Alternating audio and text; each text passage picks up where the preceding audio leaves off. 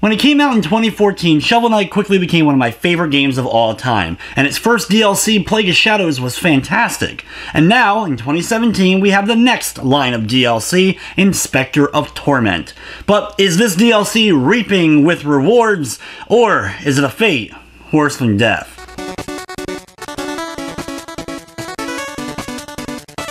Shovel Knight Specter of Torment is a full new campaign featuring a new playable character in Specter Knight, originally one of the enemies and bosses that you faced in the original Shovel Knight. Specter of Torment is actually a prequel to the main campaign of Shovel Knight, where we get to learn the backstory and the origin of Specter Knight, how he came to be, and the story is actually really well told, new characters thrown into the mix, as well as old favorites that we get to meet up along the way and have to do battle with. Specter Knight, of course, controls a lot differently from Shovel Knight and Plague Knight. You have, of course, the giant scythe, which will be your main weapon, which can be quite deadly to enemies, of course, but you also have the cool ability to be able to run up walls for a few moments, basically just a couple of quick steps before you end up losing that momentum. But this will allow you to jump back and forth between walls and get up higher platforms. You also, while you're in the air, will get a targeting reticle on an enemy or object nearby, where you can then do a downward or upwards diagonal slash that will propel you in that direction. This becomes a major part of the platforming and is very rewarding once you're able to get the hang of this mechanic.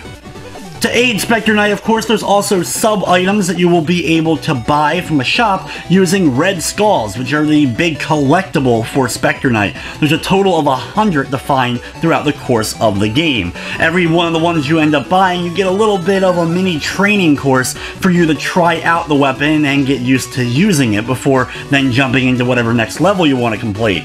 One major difference in Specter of Torment is instead of a world map where you moved your character along the lines and you were only able to go to a couple of levels at a given time, instead now you have a castle as your main hub, kind of like the village in the other DLCs and main campaign, but here you have your characters there along with all the shops, side activities, but then you can go inside of a mirror to teleport to any of the other knights' levels, so you can do them in any order that you like. Your main goal in the game, since you're working for the Enchantress, is actually to go to each of the knights' levels, defeat them, and actually get them to join you. While the levels you're traveling to are the same themed stages from the main campaign and the same boss fights, everything's been changed up. There's brand new level designs, new elements thrown into the mix to really test Specter Knight's abilities, there's brand new enemies thrown into each level, and of course the bosses themselves have new patterns, new moves, and sometimes even new battlefields for you to battle them on. It's like playing a completely new game. One of the coolest aspects that I loved in the game was Specter Knight has the ability to use his scythe as kind of a snowboard or skateboard on rails. This adds some really fun gameplay to a few levels, including even a boss fight that you'll get to do on it.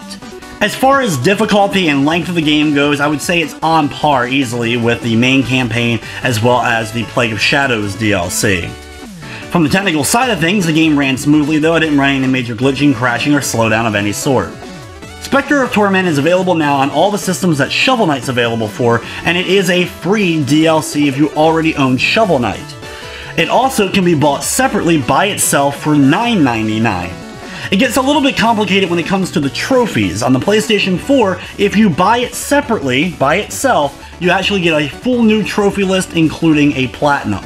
However, that doesn't seem to be the case if you end up just getting it as the free DLC, only adding a couple of trophies to the list. Overall though, Yacht Club Games has done it again. This is a fantastic DLC, a fantastic addition to Shovel Knight. I honestly wish every single one of the knights were actually getting their own campaign, but heck, I just want more Shovel Knight action any way that I can end up getting it, and we still have one more DLC campaign to come out in the future. With everything said, I'm giving Specter of Torment an 8 out of 10. But anyway guys, that's going to wrap up this review. I'd like to thank you for watching, and of course I hope you enjoyed.